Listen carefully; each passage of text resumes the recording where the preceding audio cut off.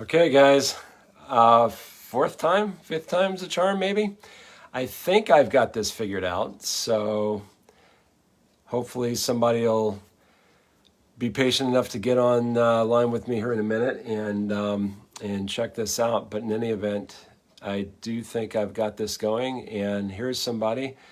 Could whoever's watching, hey Don, okay, great. So it looks like I finally figured it out. John, hey, so thanks, Randy. Yeah, excellent, Ted. All right, guys. Well, super. So we'll see if this actually works when I go to switch the camera around. In any event, I just wanted to, hey Scott, just wanted to do a quick layout tour, especially, hey John, especially for those of you that haven't been able to come to the Valley Line yourselves in person, or haven't been able to see a layout tour lately. I thought I'd do a quick video and layout tour because the layout is actually pretty clean right now. It's still cleaned up from the open house that I had for the New England Proto Meet. And before I mess it up again doing more scenery, I thought it might be a good idea to quickly do a layout tour. Try out the gimbal again that my mom and dad got for me back during COVID. And hopefully this won't be nausea-inducing for any of you guys that saw my Facebook Live earlier today. Sorry about that again. It was all sorts of crazy. So thank you guys for your patience. I'm going to switch the camera around. And just real quick, this is Old Saybrook. This is the scene that you see when you come down the stairs. And let's see, that's the sign-in table. Thanks, John. Appreciate the compliment. So Old Saybrook, you're facing south just to orient you on the compass. West is to the right and east is to the left. The reason being is because the Valley Line, the Valley Branch goes north from Saybrook Junction across where we've got a lift out there and through the wall there. Just real quick, we'll show you east, points east. Hey, Jason. So we've got, that's East End staging, New London, Worcester, Boston, points east and north up into Maine and northern New England. So that's the staging on the East End. Oh, thanks, Jason. I'm glad, glad somebody can appreciate it because it had, I had a few false starts earlier today. So, hey, Ron. So this is Old Saybrook, as I mentioned before. Valley Branch heads north, goes across a lift out here and into Essex. Those of you that have been on the Essex steam train of the Valley Railroad should recognize this scene, primarily because of a building that my friend Bill McGuire built. That is the Dickinson Witch Hazel factory. Wethersfield Station is right now just a stand-in for the Essex station, but this is Essex looking east-northeast. Thanks, Ron. And I'm going to just continue north on the Valley Line real quick. Hey, Ralph, thank you.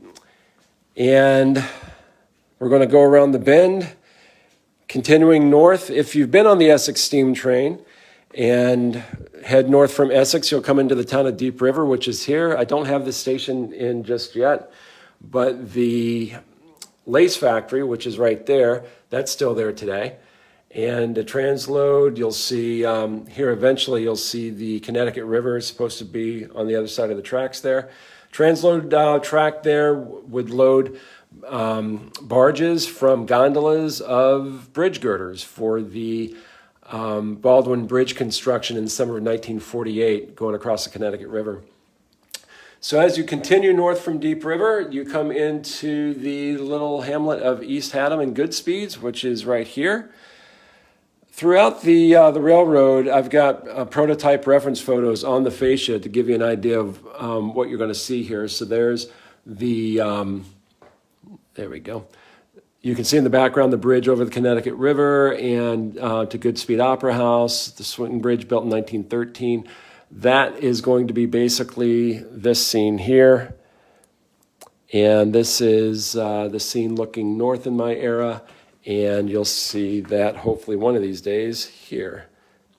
So we are, hey Rob, So we are heading north on the Valley Line toward Middletown, going across Shalerville Bridge. It's the High Bridge. This is Route 154, the old Middlesex Turnpike right through here.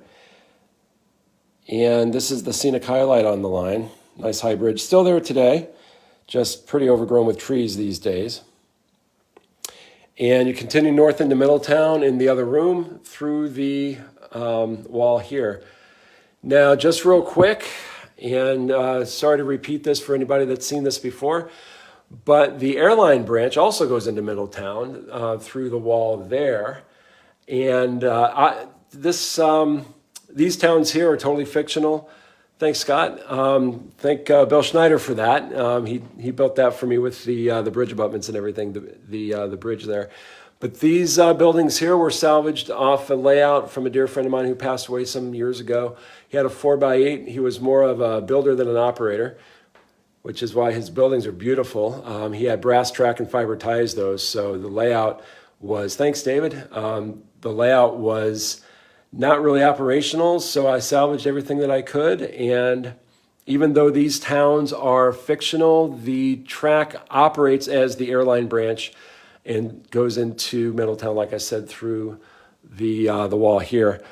Some early attempts at photo backdrops, which I've gotten a little bit better at over the years.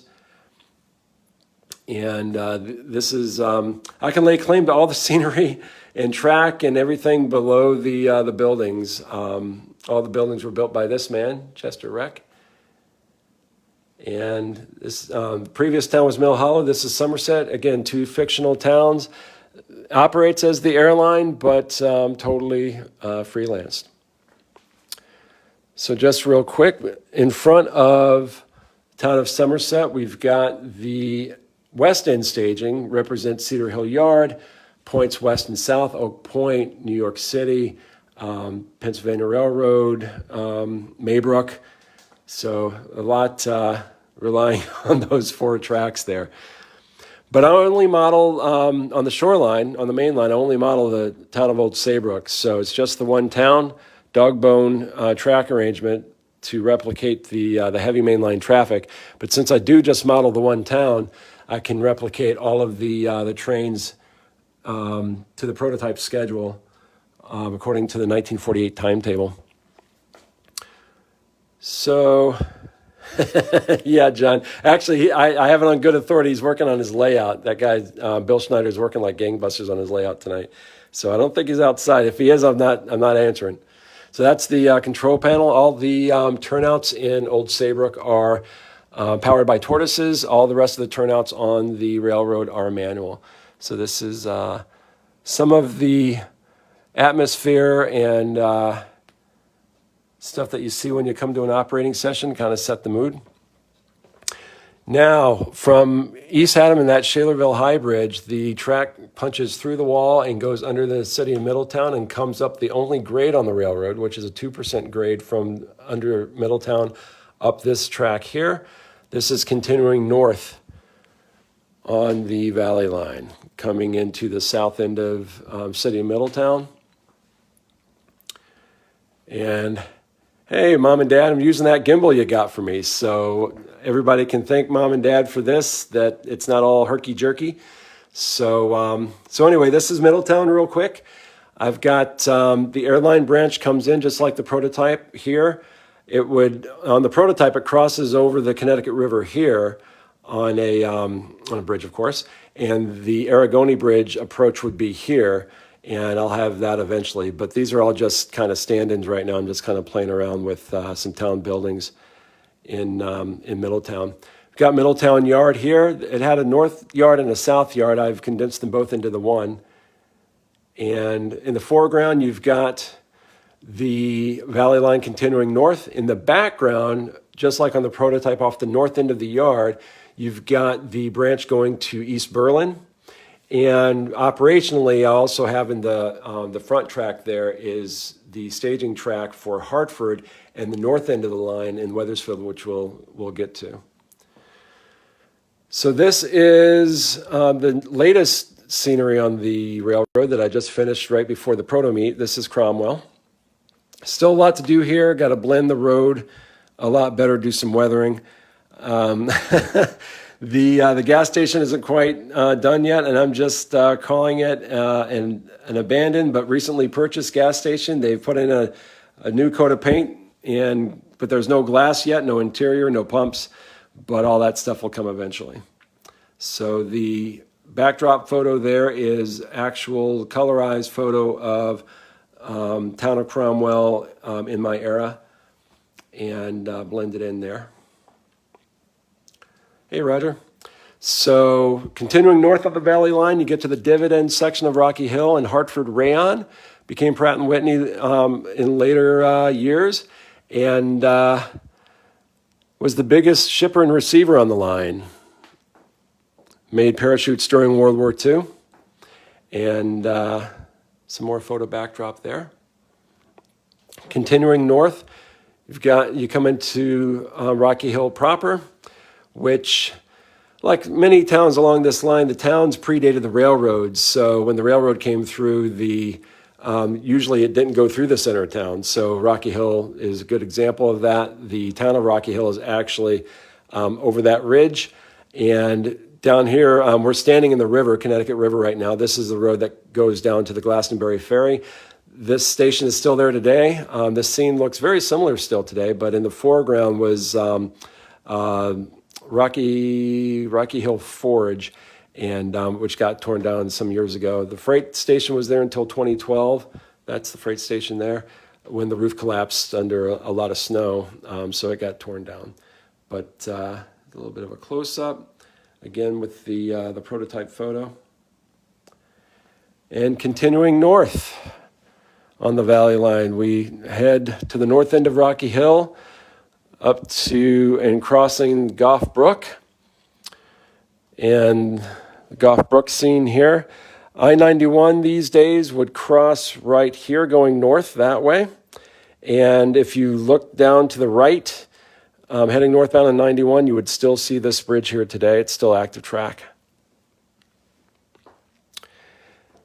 And now we get very condensed, because I've condensed about 5 miles of real railroad into the next 12, 15 feet.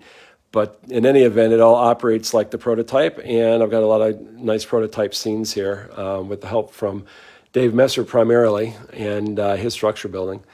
So this is Valley Coal. You've got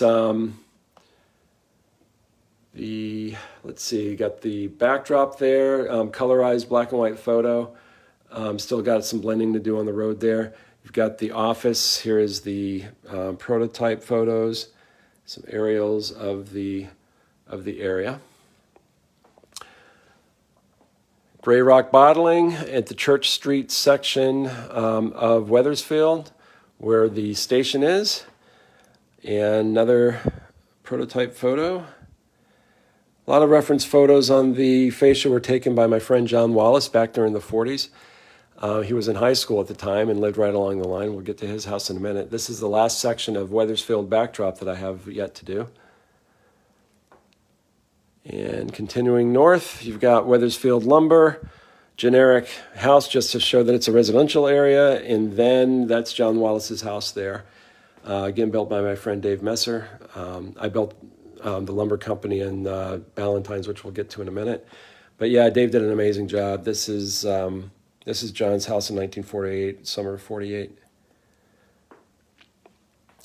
And here we've got Ballantynes Lumber. It's a repurposed grocery warehouse from Walthers that I modified a little bit. And I'm calling this road done. This has been blended and is the first colorized black and white photo that I did for backdrop, and was the subject of an article in the May RMC.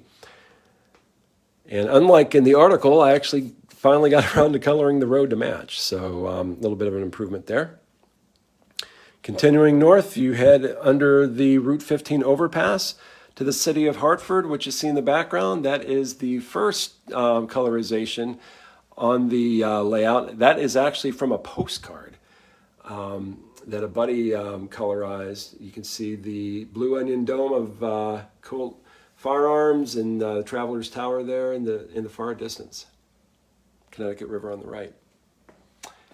And remember the East Berlin branch that came up north off of the Middletown Yard? Well, this is the end of the East Berlin branch. This scenery is, I'd call it about 80% done. Got some additional textures, actually got some trees here.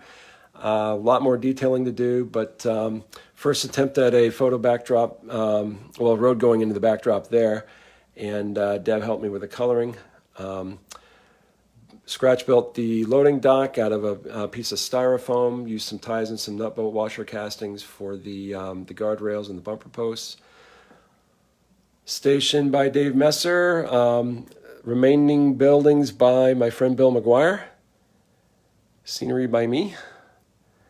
And that is the end of the East Berlin branch. So, looks like I may have finally figured this Facebook Live thing out. We've got audio, I'm told. We've got video oriented properly, and it doesn't look like anything ducked out during the video this time like it did the previous couple of times. So hope you've enjoyed this quick little tour and experiment with Facebook Live. Thanks to you guys for your patience with the earlier attempts and your tips and everything. And I am going to make a mess now, do some more scenery and some other stuff on the layout, but I wanted to at least memorialize this this little window when everything is nice and clean and put together. So thanks to everybody for watching, and we'll see you on the Valley Line.